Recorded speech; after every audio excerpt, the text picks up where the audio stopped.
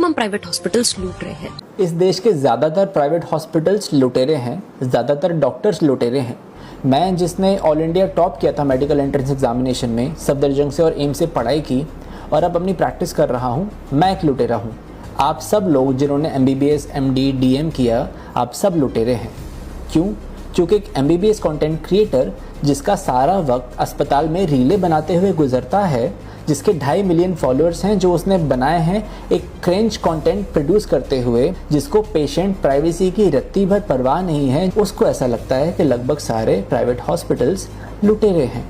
वो जो अपनी रील्स में हेल्थ सप्लीमेंट्स प्रमोट करती है और उसके 2 से 4 लाख रुपए, शायद 5 से 10 लाख रुपए भी लेती हो, जो कि करना अनएथिकल और इल्लीगल है। मेडिकल काउंसिल उसकी परमिशन ही नहीं देता है, फिर भी वो ऐसा करती है और वो ऐसा सोचती है कि लगभग सारे प्राइवेट हॉस्पिटल्स लुटेरे हैं।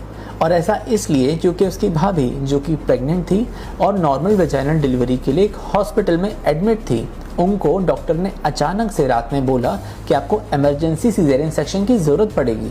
इस बात पर उसको लगा कि सारे प्राइवेट हॉस्पिटल्स लुटेरे हैं। उसको ये नहीं पता कि इमरजेंसी सिजेरियन की आखिर इंडिकेशन क्या थी। उसको ये भी नहीं पता कि उसके केस में वाकई इंडिकेशन थी भी कि नहीं थी। स्टिल उसको ऐसा लगता है कि लगभग सारे प्राइवेट हॉस्पिटल्स लुटेरे होते हैं। मैं एक न्यूरोलॉजिस्ट हूँ और मुझको महीने की जितनी सैलरी मिलती है एक प्राइवेट हॉस्पिटल में, उससे ज़्यादा पैसा वो कमाती है एक वीडियो का, और वो भी उसमें हेल्थ सप्लीमेंट बेचती है जिसकी लोगों को ज़रूरत ही नहीं है।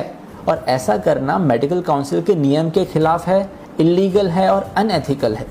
और इसको ऐसा लगता है कि सारे प्राइवेट हॉस्पिटल्स लुटेरे हैं। अगर इस देश के डॉक्टर्स की ऑर्गेनाइजेशन में थोड़ी सी सेल्फ रिस्पेक्ट बाकी है तो इसके अगेंस्ट एक एक्शन ज़रूर लेना चाहिए और एक खत लिखना चाहिए मेडिकल काउंसिल को और उनसे पूछना चाहिए कि ऐसा आप कैसे अलाउ कर सकते हैं कि कोई डॉक्टर सोशल मीडिया पर रील्स बना रहा है, वहाँ पर वो ऐसे सप्लीमेंट बेच रहा है जो कि अनसॉलिसिटेड हैं, जिनको पेशेंट को देने की ज़रूरत ही नहीं है, और इसके लिए वो पैसे भी ले रहा है। How is that possible?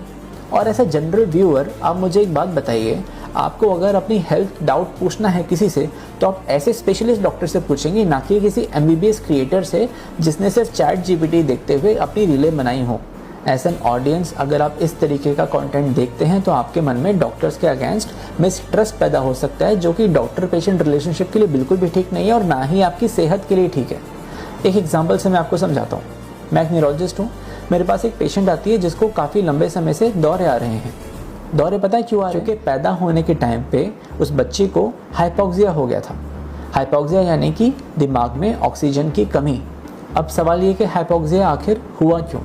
क्योंकि मदर को बताया गया था कि ये हाई रिस्क प्रेगनेंसी है, इलेक्टिव सिजेरियन कराना बेहतर रहेगा। बट क्योंकि मदर चाहती थी कि वो वेजाइनल डिलीवरी से पहले ट्राई करे, तो पेशेंट की बात को ध्यान में रखते हुए नॉर्मल वेजाइनल डिलीवरी अटेम्प्ट की गई, बट बीच में ऑब्स्ट्रक्टेड लेबर हो गया और तुरंत पेशेंट को इलेक्टिव सिजेरियन के लिए लेके जाना पड़ा। पर इसी दौरान थोड़े से डिले की वजह से हाइपोक्सिया हो गया, बच्चे को ब्रेन में डैमेज हो गया। अब हालांकि पैदा होने की जस्ट बाद तो कोई कॉम्प्लिकेशन नहीं हुआ, बच्चा तुरंत रोया, लेकिन कुछ सालों के बाद मरीज़ को दौरे आने शुरू हो गए और जब MRI कराया तो पता चला छोटा सा दिमाग में हाइपोक्सिक डैमेज था।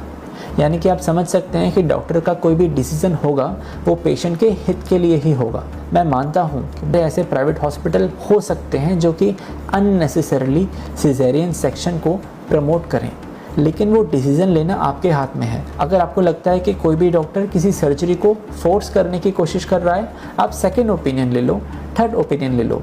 डॉक्टर से पूछो कि वो सर्जरी की रिक्वायरमेंट अर्जेंटली आखिर क्यों है और अगर नहीं कराएंगे तो उसके क्या नुकसान हो सकते हैं। उसके बाद अपना डिसीज़न लीजिए। लेकिन अगर आप ऐसी लोगों की वीडियो देखकर डॉक्टर्स पर ट्रस्ट नहीं करेंगे तो उसका नुकसान बहुत भारी हो सकता है।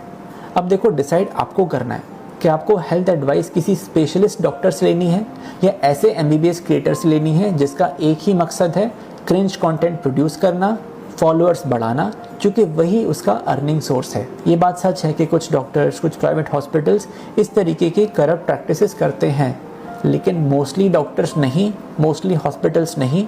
मोस्टली डॉक्टर्स आपको जो भी एडवाइस देंगे वो आपकी हित में ही होगी।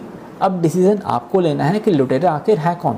वो लोग जो कि क्रिंज कंटेंट बनाते हैं बिना पेशेंट प्राइवेसी को ध्यान में रखते हुए, वो लोग जो कि हेल्थ सप्लीमेंट बेच रहे हैं जो कि उनको बेचना अलाउड ही नहीं है, और ऐसा बेचने के लिए इतने पैसे ले रहे हैं जो कि एक क्रेडिबल डॉक्टर की सैलरी से भी ज़्यादा है, और वो डॉक्टर जो कि लोगों की जान बचा रहा है। तो देख लो कि कौन लुटेरा है और कौन लुटेरा नहीं है। ये डिसीज़न मैं आप पर छोड़ता हूँ।